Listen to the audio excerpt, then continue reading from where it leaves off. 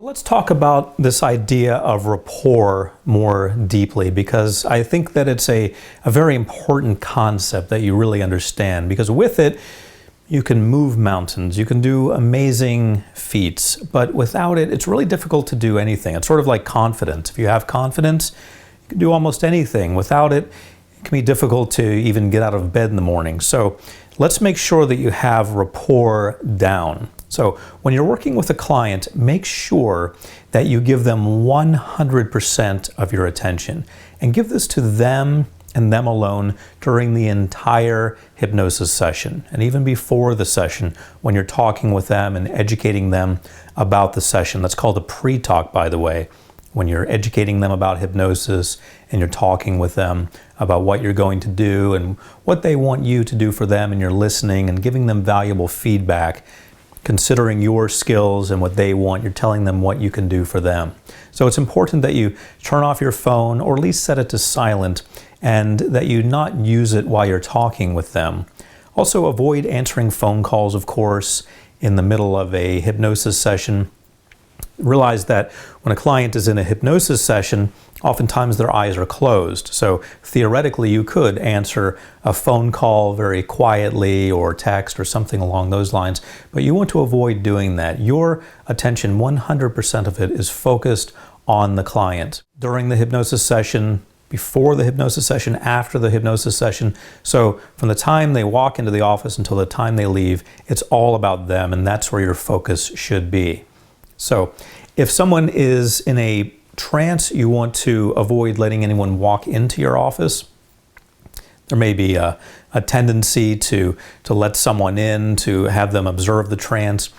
It's okay to do that as long as you have the consent of the client beforehand, in which case you would already have that person in the office. Perhaps you're training someone, or perhaps someone who's in the waiting room waiting for them wants to be with them. As long as the client is okay with that, that's fine. But you would have that person in before the trance begins. If someone's already in a trance and you're bringing someone else in to observe, that's not acceptable. So a person who is in a deep state of trance, or even a light state, would feel very vulnerable for the most part if you allowed this to happen. Especially if you allowed it to happen and they found out afterwards, or they found out during this session, they became aware suddenly. So you want to avoid any situations like that. The client would definitely feel uncomfortable. So treat your client with high regard and respect their privacy at all times, and respect them as a person at all times.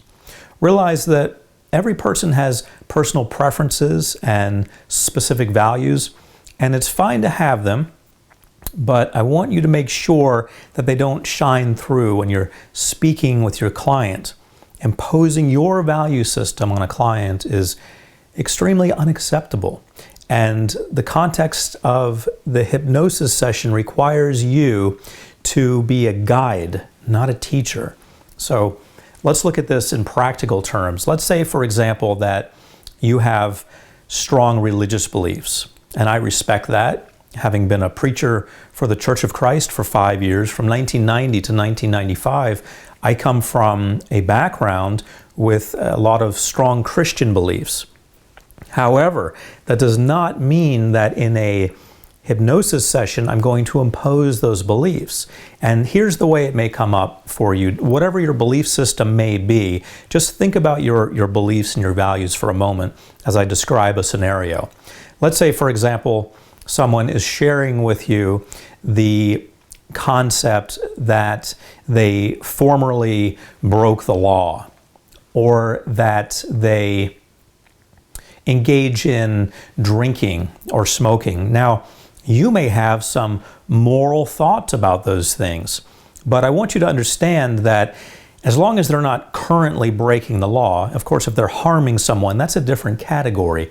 But if they're not currently breaking the law, if it's something that happened in the past, perhaps they've already been punished for it, it's in the past, there's no need for you to give any sort of moral lesson about that. If they're smoking and drinking, and you feel that that is morally wrong or spiritually wrong, that's fine for you to feel that way.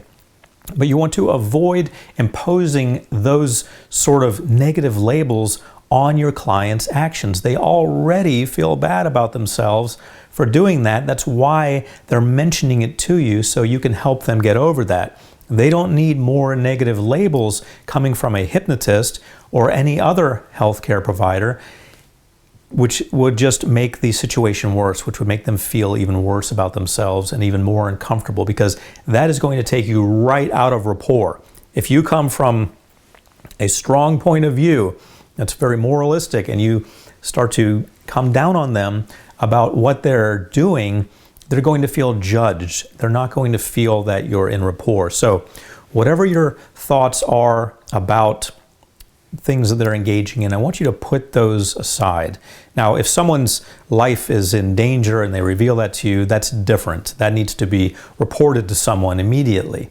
However, if they're just talking about some crime they committed in the past or something that you would think, oh, that's really bad, but they've already been punished for it, or something they engage in such as smoking or drinking, or they're essentially punishing themselves, then you need to just accept it for face value, accept it for what it is. Acknowledge that they're saying that, but let go of any value judgment related to that. Obviously, they want to change it. If they've come to you to get over drinking or smoking, then they want to change that. That's good enough. There's no need to impose a value system on top of that. So people don't come to hypnotists to learn about morality and religion. If they did, then hypnotists would probably be fragmented into 100 different subgroups, and this would make hypnosis really difficult, because we'd have hypnosis geared toward all sort of beliefs, religious and otherwise.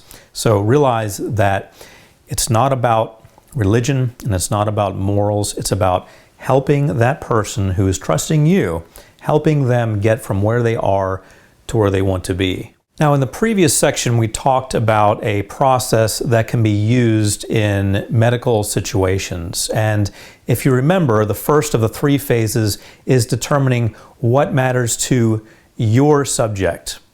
You need to make sure that you understand what matters to them. Now, once you have established these vital coordinates, you can be careful not to talk about certain things with your client because they find it offensive or immoral or just downright frightening. So you need to determine what matters to them. Now, this is different from imposing your morals. Your morals need to be put aside. You're still holding on to your morals, of course, but you're not imposing them on your client. You're focusing on how you can help them.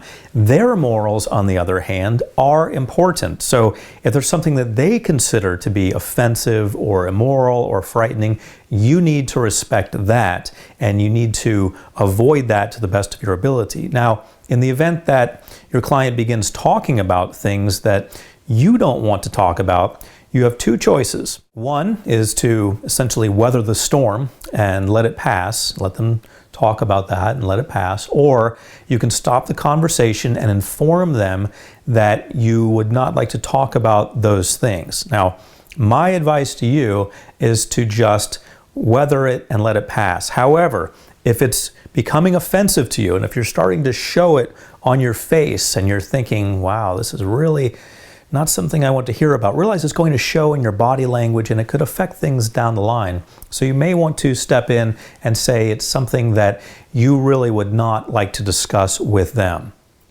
More often than not, clients follow the hypnotist's lead on that, on any step that you take, and they'll go ahead and stop. So they're going to respect the fact that your job is to help them, and they don't really want to do anything that's going to hinder that. Now, in the event that the issue at hand is vital to the subject's recovery, then it might be a good time to refer the subject, the client, the patient, to another hypnotherapist. And if you're unable to perform your duties as a hypnotist, then you need to refer them out. So if it's something that they've just got to talk about because it's something that is going to be central in the outcome that they want and you find it very distasteful, then you need to refer them out. Now, another important factor that should never be missing when you interact with your clients is your genuine desire to help them. Now, if you develop an unquenchable desire and drive to help others through hypnosis, then this genuine desire will shine through with your words and actions. So you need to make sure that you sort of check your heart, if you will. Make sure that you're actually into that. I've seen a lot of people go into professions just for the money. And I want to tell you that when you're dealing with someone's emotions and their life and their outcomes and their hopes and dreams and ambitions, and if you're not into it and you're just treating it as if it's a cookie cutter process, then that's going to show through.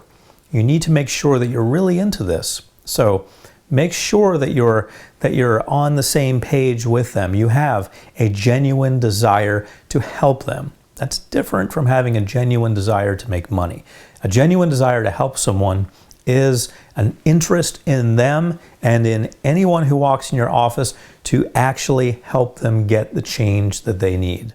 Your state of mind is going to reflect in the way that you interact with people and the way you deliver help to your patients. Inversely, if you don't like what you are doing and you find clients tedious and stressful to deal with, then all the negative thoughts and emotions that are there are going to find a way to express themselves in your words and actions. So unless you have extreme self-control, these natural manifestations of your thoughts and feelings will be felt and seen by your clients. So on the one hand, we have you putting out positive vibes, if you will, and they're not false vibes, they're just the natural emanations from your desire to help people. And then conversely, we have the other side of things, which is if you really don't like what you're doing, unless you're really good at hiding that and showing some sort of poker face, if you will, it's going to show through and it's actually going to stand in the way of helping your clients. So I'm urging you to make sure that you're really into this before you begin a career as a hypnotist. And hopefully, just by virtue of this course appealing to you, you really are. In the history of Ericksonian hypnosis, there are countless stories of successes attributed to the most radical of approaches. And one of these approaches was the word salad, wherein a hypnotist would record and analyze strings of unrelated words in order to determine the challenge of a psychiatric ward. So now you understand the importance of rapport. You understand how it can affect things. You understand that you really need to pay attention to the concept of rapport. With rapport, you can do tremendous things with your client, and without it, you're going to find it very difficult to get them on board with what you want them to do.